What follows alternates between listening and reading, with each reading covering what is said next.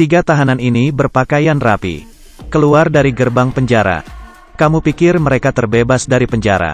Sebenarnya mereka sedang kabur. Judul film ini, Kabur dari Pretoria. Berdasarkan cerita nyata. Hari ini kita bahas soal dia. Cerita dimulai. Tim dan temannya memprotes diskriminasi rasial. Dijebloskan ke penjara. Sebelum ia masuk penjara, sudah bersiap kabur. Tahan rasa sakitnya. Memasukkan uang ke kotak cerutu dan masuk ke tubuhnya. Tapi ia tidak tahu, ia dipenjara di tingkat tertinggi. Penjara Pretoria. Semua yang di dalam adalah tahanan politik. Tinggi tembok 6 meter, dipenuhi duri. Lampu sorot besar di sepanjang malam. Dan 24 jam penjagaan ketat. Tidak mungkin bisa kabur. Setelah sebulan masuk penjara, ia punya rencana. Ia ingin menyalin kunci penjara. Keluar dari penjara dengan cara yang terbuka. Ia memberikan ide ke temannya. Keduanya setuju, mulai bertindak. Yang pertama adalah kunci pintu penjara. Ia menggunakan pensil dan kertas dulu. Menggambar bentuk kunci. Menggunakan gulungan kertas untuk melihat panjangnya kunci.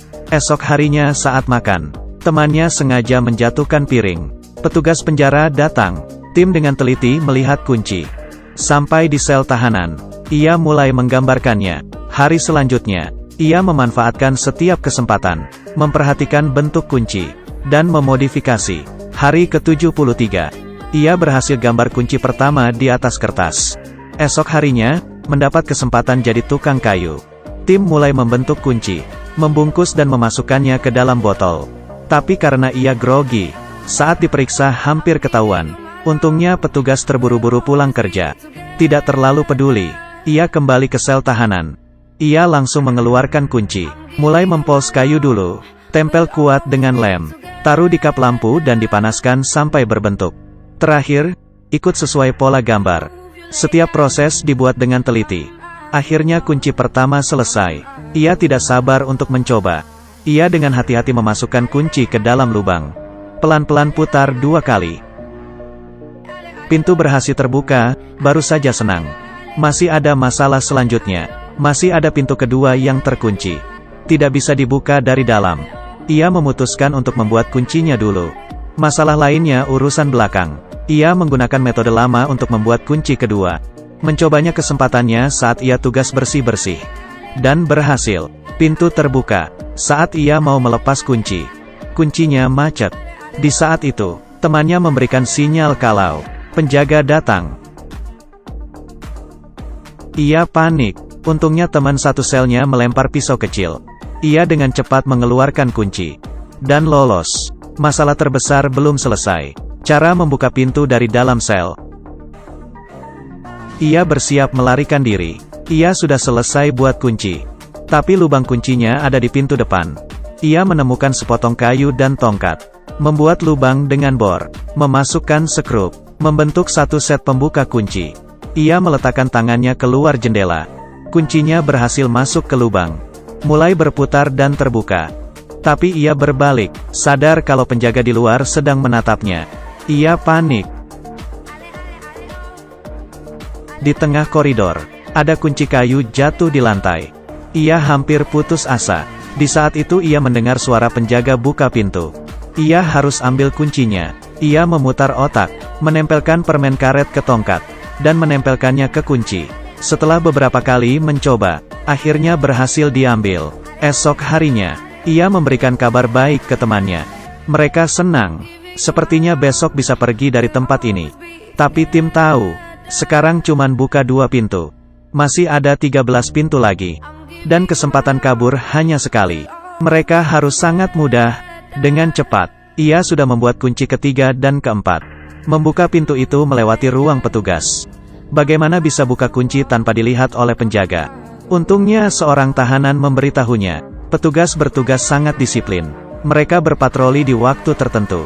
Memanfaatkan waktu itu, untuk dapat kesempatan mencoba kuncinya. Malam itu, ia dan temannya menggunakan tubuh palsu. Keluar dari sel. Bergegas sembunyi di ruang utilitas sebelum berpatroli. Keduanya menahan nafas. Tidak berani mengeluarkan nafas kencang. Tunggu sampai penjaga naik ke atas. Mereka berdua buru-buru mencoba kuncinya. Pintu ketiga sangat mudah. Tapi saat di pintu keempat, ada masalah. Coba berkali-kali tapi tidak terbuka. Saat itu terdengar suara batuk dari atas. Sinyal dari temannya. Petugas sudah mau turun. Ia cuman bisa membereskan barang.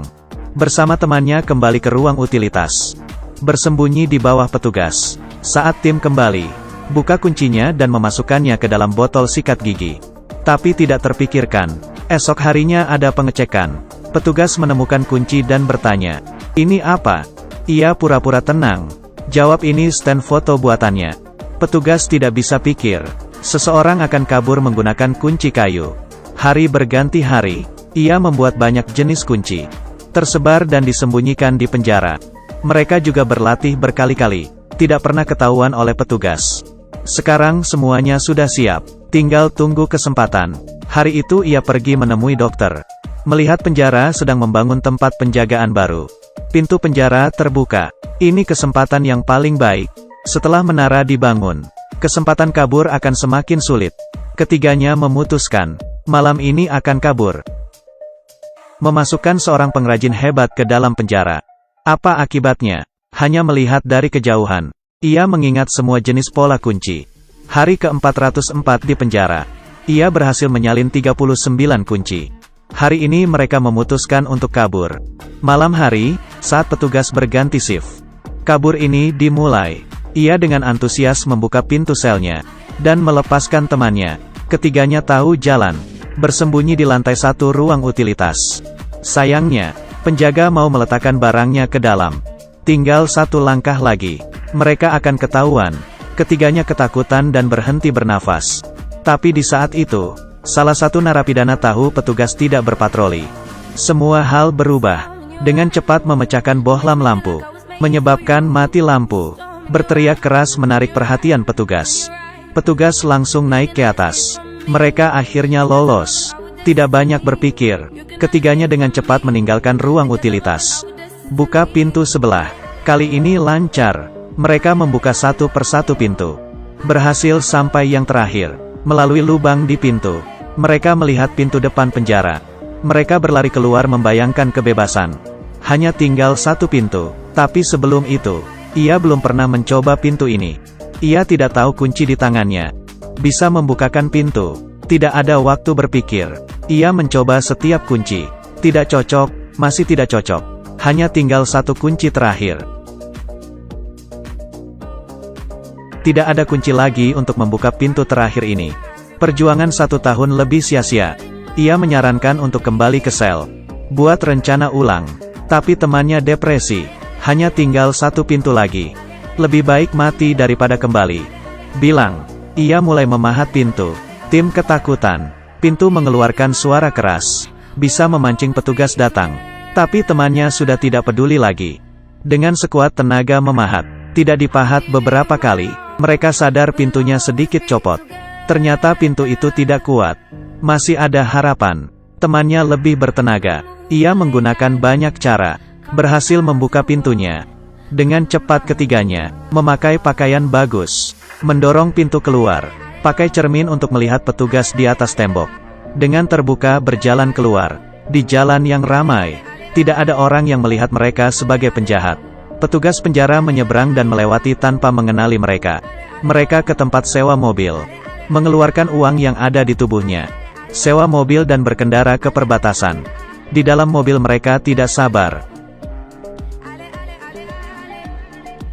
Semua rasa sakit dan kesabaran sekarang sudah hilang. Kehidupan yang cerah. Mereka akhirnya bebas. Film ini diambil dari cerita nyata. Setelah ketiganya keluar dari penjara, Afrika Selatan mulai serangan terbesar dalam sejarah. Tapi mereka sudah melewati perbatasan. Tiba ke London. Mereka masih berpegang pada keyakinan mereka. Melanjutkan kampanye anti-rasisme. Ia tidak menikmati jadi orang kulit putih. Kenyamanan yang dibawa oleh kebijakan ras. Sebaliknya, ia memperjuangkan hak-hak orang kulit hitam. Mungkin kegigihan ini mendukung pelarian mereka yang sukses. Menjadikan mereka sebuah legenda.